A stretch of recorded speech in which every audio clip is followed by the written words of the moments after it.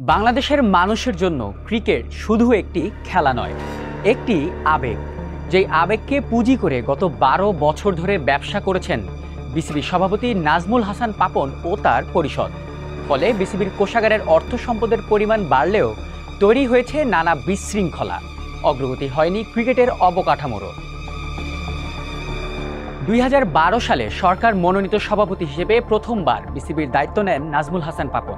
কিন্তু আইসিসির কিছু বাধ্যবাধকতার কারণে ২০১৩ সালে বিসিবির পরিচালকদের ভোটে ফের সভাপতি নির্বাচিত হন তিনি। এরপর ২০১৭ ও ২০২১ সালের নির্বাচনে আবারও বিসিবি সভাপতি হন পাপন।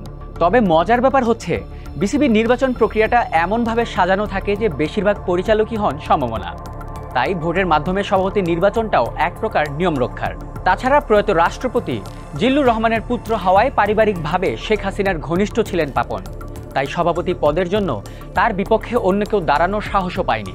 এর ফলে একচেটিয়া রাজত্ব করে দেশের ক্রিকেটকে বেঁচে খাচ্ছিলেন পাপন ও তার পরিষদ।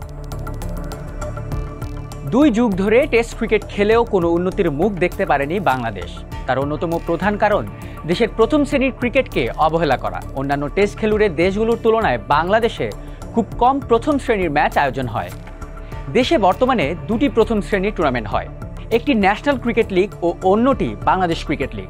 এনসিএল এর ডাবল লিগ সিস্টেমে প্রতি মৌসুমে এক একটি দল 6টি করে ম্যাচ খেলার সুযোগ পায়, আর বিসিএল এ একটি দল সর্বোচ্চ 4টি ম্যাচ খেলার সুযোগ পায়। সেক্ষেত্রে ক্রিকেটাররা মৌসুমে 10টির বেশি ম্যাচ খেলতে পারেন না। তাহলে তারা কিভাবে নিজেদের দক্ষতা বাড়াবে? এদিকেও নজর দিতে ব্যর্থ পাপনের বিসিবি। একসময় ঢাকা প্রিমিয়ার লিগ ছিল দেশের সবচেয়ে প্রতিদ্বন্দ্বী লিগ, কিন্তু পাপনের আমলে এই লিগের একমাত্র জায়ান্টে পরিণত হয় ঢাকা আবাহনী, যেখানে রাজনৈতিক ও অর্থনৈতিক কারণে ধসে পড়ে অনেক ক্লাব।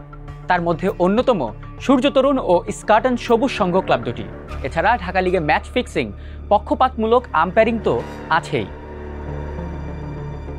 তবে দেশের ক্রিকেট উন্নয়নে অন্যতম বড় বাধাটি আসে প্রতিভা উঠে আসার কারিগর তৃতীয় বিভাগ ক্রিকেটে।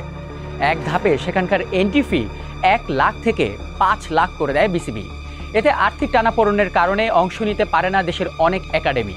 পরবর্তীতে সমাজ কল্যাণ অধিদপ্তরের নিবন্ধন ছাড়া কেউ অংশ নিতে পারবে না ঠিক করে এই তৃতীয় বিভাগ ক্রিকেটকে আরও জটিল করে ফেলেন পাপনরা। ২০১২ সালে যেখানে তৃতীয় বিভাগ ক্রিকেটের বাছাইয়ে অংশ নেয় ৮৪টি দল, সেখানে পাপনের আমলে ২০১৪ সালে অংশ নেয় মাত্র 14টি দল। সেজন্য দেশও হারিয়েছে অনেক প্রতিভা, এবং এ সবই করা হয়েছে নিজেদের স্বার্থে। গঠনতন্ত্রের সর্বশেষ সংশোধনী অনুযায়ী বিসিবির ১৮৯ কাউন্সিলের মধ্যে ঢাকার বিভিন্ন ক্লাবের প্রতিনিধি ৭৬ জন। বাকিরা আসেন জেলা ও বিভাগীয় ক্রীড়া সংস্থা এবং বিভিন্ন কোটায়। জেলা ও বিভাগের কাউন্সিলররা রাজনৈতিক বিবেচনায় আসেন বলে তাদের ভোট ক্ষমতাসীনদের পক্ষেই থাকে। এর ফলে বিসিবির নির্বাচনে ক্লাব কাউন্সিলরদের ভোট আসত পাপনদের পক্ষেই। বিসিবির এই বোর্ডের অধীনে তেমন কোনো উন্নতির মুখ দেখেনি ঘরোয়া ক্রিকেটও।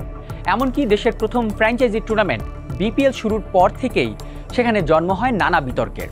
এর মধ্যে অন্যতম ২০১৩ সালের আসরে মোহাম্মদ আশরাফুলের করা ম্যাচ ফিক্সিংয়ের ঘটনা, ২০১৬ সালে রংপুর রাইডার্সের হয়ে জুপিটার ঘোষের ম্যাচ ফিক্সিংয়ের ঘটনা, ২০২৩ সালে সিলেটি স্ট্রাইকার্সকে দেয়া এক বাজিকরের অফার এবং ২০২৪ সালে ফিক্সিংয়ের দায়ে শোয়েব মালিকের চুক্তি বাতিল ঘটনাটি।